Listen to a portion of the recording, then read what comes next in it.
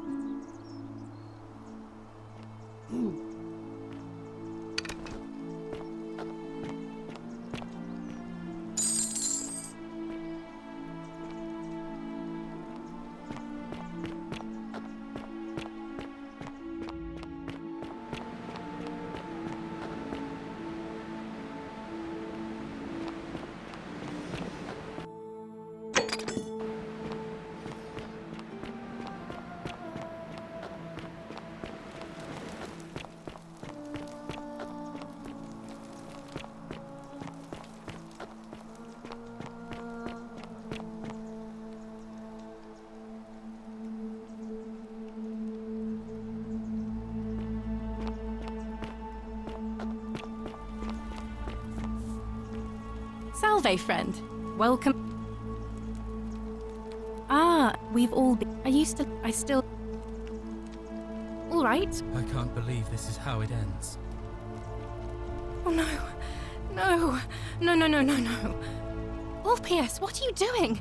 Get back from there. If you lose your balance, you'll fall. That's the idea. What?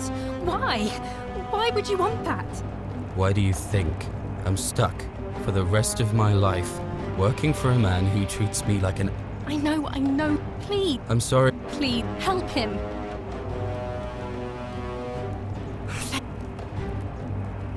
I am out.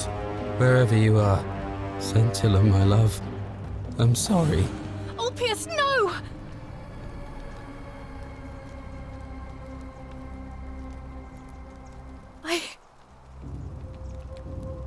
I'll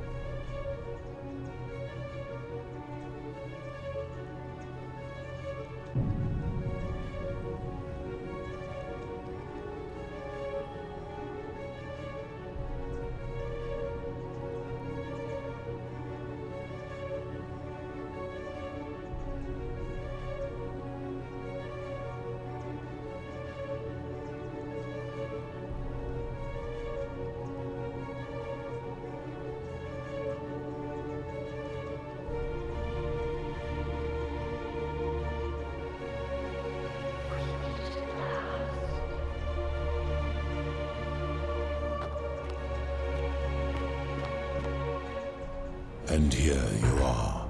Allow me to introduce myself. As you have already gathered, I've been known by many names. Nergal to the Sumerians, Osiris to the Egyptians, Hades to the Greeks, and Pluto to the Romans. But the one constant through it all has been my title, God of the Underworld. And I've been watching you with curiosity, mortal, ever since your arrival. You're unlike the others, aren't you? And what is more, you carry a weapon that was never intended for mortals to wield, and you do it so brazenly. But there will be time for your reckoning later. First, as a reward for undoing the desecration of my obelisk, I will allow you to satisfy your curiosity. Ask what you will. My story is many thousands of years long. You will need to be more specific. What do you wish to know?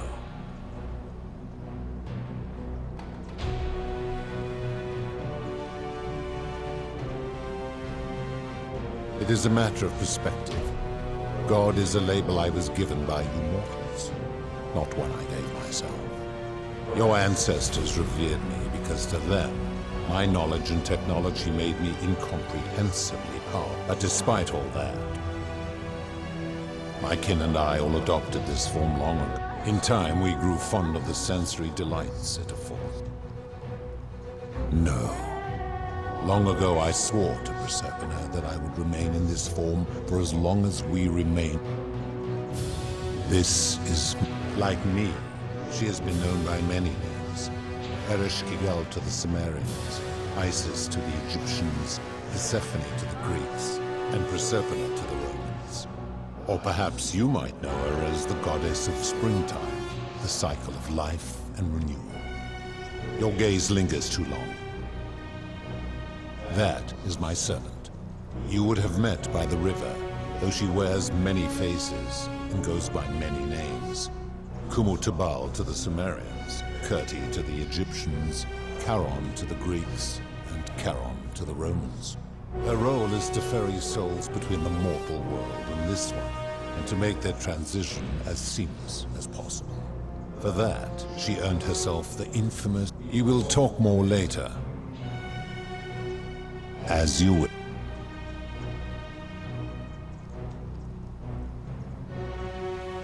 It has come to be known simply as the Underworld, and it exists because of a wager I made long ago. That is a long story. You see, long ago my kin and I we discovered your planet and witnessed your kind evolving from primates into something lawless. You all but destroyed yourselves. Yet Proserpina saw raw potential in you. So we revealed ourselves to your people in a place called Sumer. We offered guidance in agriculture, toolcraft, and law, and you called us gods. For a time you flourished, but soon you were too many for us to oversee. And as you spread from that cradle, we had sown the seeds of dependency and confusion. And soon you returned to your old ways of violence and ignorance, this time in our name. We began preparations to return to Elysium, our home world, a utopia unspoilt by conflict and unimaginable in its beauty. But my Proserpina could not bear to abandon your kind without guidance. And knowing, she made an extraordinary sacrifice. And so she began her horrified. I acted swiftly. And then I pleaded with Proserpina's father, who the Romans called Jupiter, to bring her with us to Elysium. It was and is my hope that once there, we might one day... But he refused. I did everything I could to persuade him, but he would not relent. He would rid... Humans were unworthy of ascension to Elysium, and no exceptions would be made. But seeing that I was aggrieved, he proposed a way. If even one human city could prove itself capable of living without sin for a single year, then Proserpina and all of humanity would be permitted to join us in Elysium. My part would be to remain behind, the last of my kind, to watch over you, without interfering, and to sit in silent judgment. And so my reward has been to languish here, enduring a 3,000-year winter, waiting for the day your kind proves itself worthy of her faith in you, so that I might take her with me, and here I am. There were also gods who, like our leader Jupiter, as well as Neptune, Saturn, Juno, and of course, as the first wave of your kind arrived from Sumer, I had them build a city in their own fashion, so that they might be comfortable and recreate their life. I had them build the entrance as a vertical shaft leading to baths, to cleanse them of the sins of their former lives, and to prevent escape. I watched wave after wave of Sumerians arrive, and as their civilization declined over the centuries, they were replaced by Egyptians. Of course, believing themselves to be the superior civilization. After another 1,000 years, the Greeks, they built upon the underworlds of their predecessors. To ensure the wage was fair, to this end I had my servant distribute 1,000 tokens fashioned from the sea. Whoever died while in possession of one of them would be located by my servant and ferried to this place, with no memory of how they arrived. As the tokens were discovered, they were traded, smelted, and fashioned into trinkets, and eventually coined. Later, when they spread to Greece, they would come. Some placed coins in the mouths of their dead, hoping they would awaken here. In fact, almost all of the tokens are accounted for. Only 2 remain. And so after this wave destroys itself, as it is destined to do, your kind will have squandered the last of it. It is a regrettable story. To be rid of him, I returned him to his people. But the erasure did not take completely. And his tales were committed to writing, which came to be known as the Epic of Gilgamesh, and his words were twisted and distorted over generations. Later, the Egyptians would adapt Sumer's stories of the underworld. Their Book of the Dead and Book of Gates bore less and less resemblance to this place. Then, when the Greeks began to arrive, they proved far more cunning, and in a series of incidents that will not be repeated, 5 of them escaped. A warrior named Hercules, 2 kings named Sisyphus and Theseus, a poet named Orpheus, and a Trojan named Aeneas. They each told embellished tales of this place. And so from Sumer to Egypt, Greece to Rome. Of course. That is merely the name your people have given to it, but yes, it is my doing.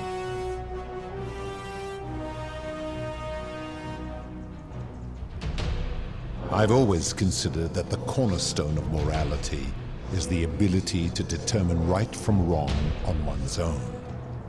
No attempt to lay out rules like your Code of Hammurabi or your 12 Tables of the Roman Republic. This should come as no surprise to you, since the Egyptians made a rudimentary attempt. The Greeks refined it with, avoid doing what you would blame others for doing.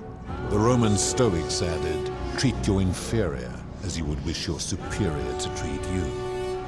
Even the so-called cultists hiding among you often say, it is the simplest of concepts, and each one of you is born, yet none of the peoples who express. For you, perhaps.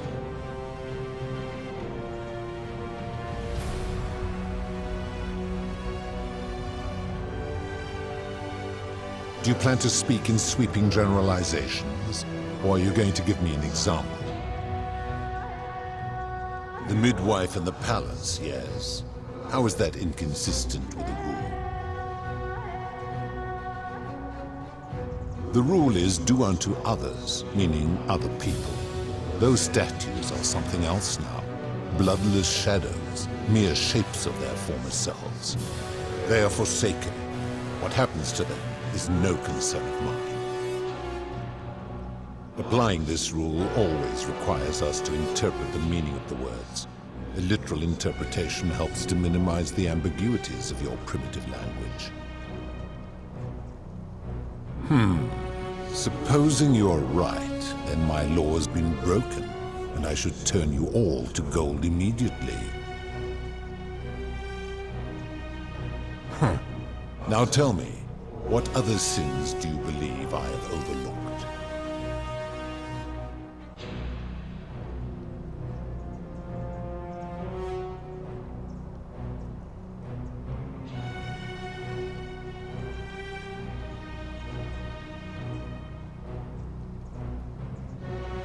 Do you honestly think you could do better? I should strike you down for that.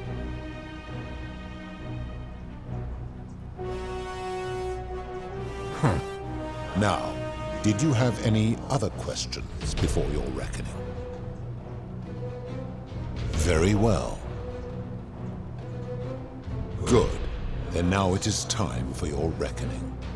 Only, it seems, something is wrong. It has long been within my power to... When I peer into you, I see a... Charon, where did you find this one?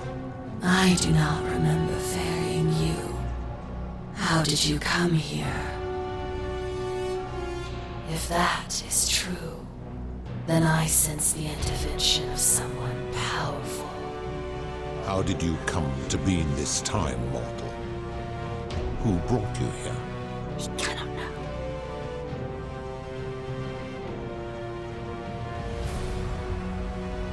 I do not know. My kin departed long ago, and Proserpine has slumbered for 3,000 years. Tread lightly, mortal. Enough of this. It seems I will need to put your reckoning on hold for now. But answer this. Why have you come here? What is it you seek? Your hubris is amusing, so I will allow you to make your case. But I warn you, if you anger me or waste my time with lies or wrong-headed arguments, you face death here. So, tell me, why should I put an end to the so-called Golden Rule? How so? And be specific. You have made a grave allegation, and I expect you to back it up.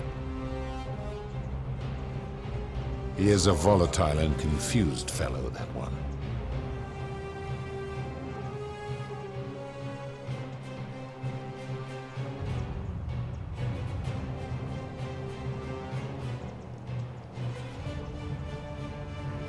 True. I have witnessed him doing that.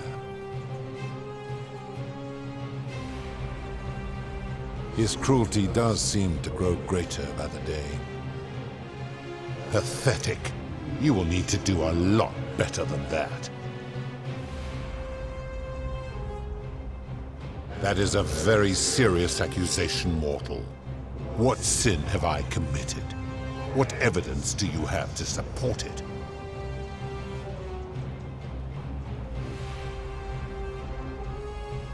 Every one of those people was guilty of failing to ensure their peers lived virtuously. They failed collectively, and so they were punished collectively. The Romans understand this, as did the Greeks. Ah, but I am a god, and you are a mortal. Why would you expect me to treat you as I treat my own kind? You are not a peer. You are not a respected equal. Let me ask you this. Do you treat insects as you wish to be treated? Do you care for their well-being as you would your fellow man?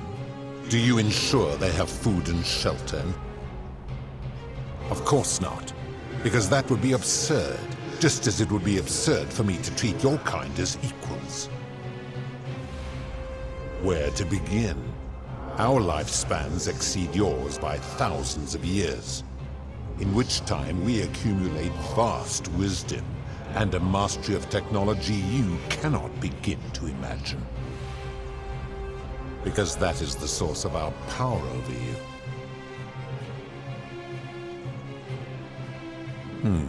You could say that.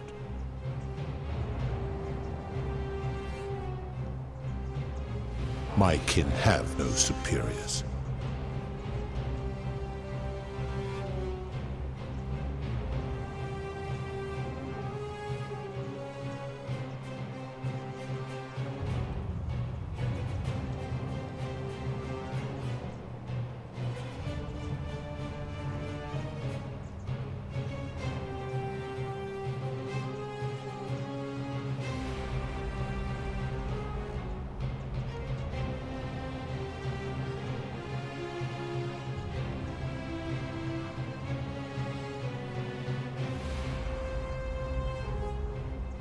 That is true. Go on. Make your point, mortal.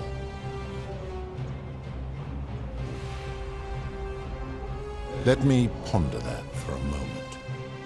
If you are right, then it would follow that all this time I have been in the wrong. But no. The very thought of it grieves me.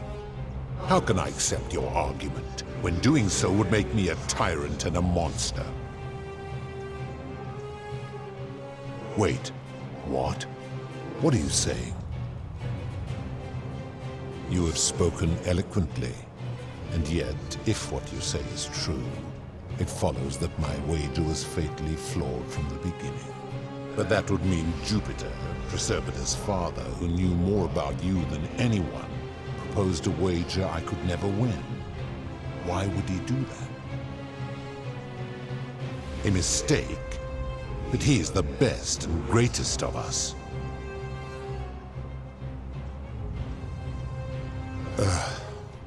Your words sting me, mortal. But perhaps it is what I deserve. As difficult as this is to admit, I have suspected as much for a long time now. And I cannot deny it any longer. I've been so fixated on taking my beloved to Elysium that every time one of you sinned, it wore away my hope of being with her again. In time, I began to despise your kind for making her believe that my rage was not born of malice. Quite. Who knew this empathy of yours, which you celebrate so much? This has gone on too long. But know this. If I abandon the wager and leave for Elysium, neither she nor your kind may ever ascend. Very well. I will have Charon make arrangements to ferry the others. But as for you, be aware you will be separated from the rest.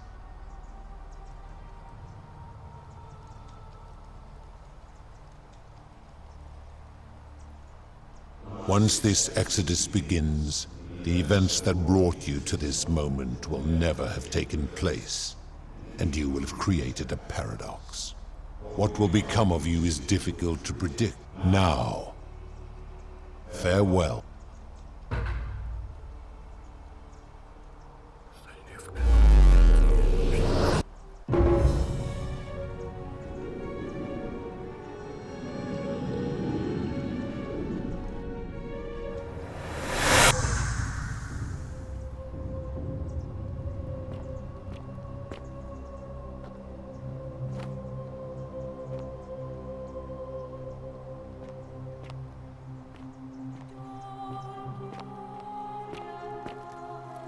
Oh.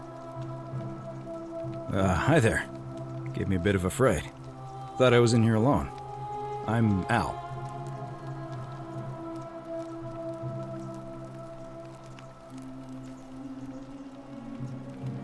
Well, here I am. I'm sorry, I didn't catch your name. Oh, did that lady in the forest send you in here after me?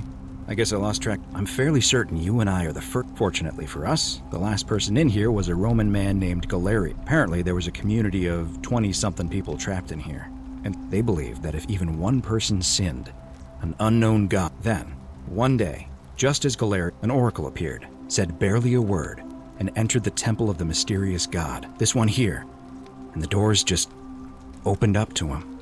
Nobody knows what went on in there, but Galerius wrote the oracle must have been more persuasive than Odysseus, because the next thing he knew, the ground shook and the voice of that god rang out over the city. The many have suffered long enough. Unfortunately, Galerius' account just sort of... What became of him? And did this mysterious oracle single-handedly undo the curse that had terrorized people for hundreds of years? What? Anyway, I think I found a way out through the aqueduct that brought water into the city.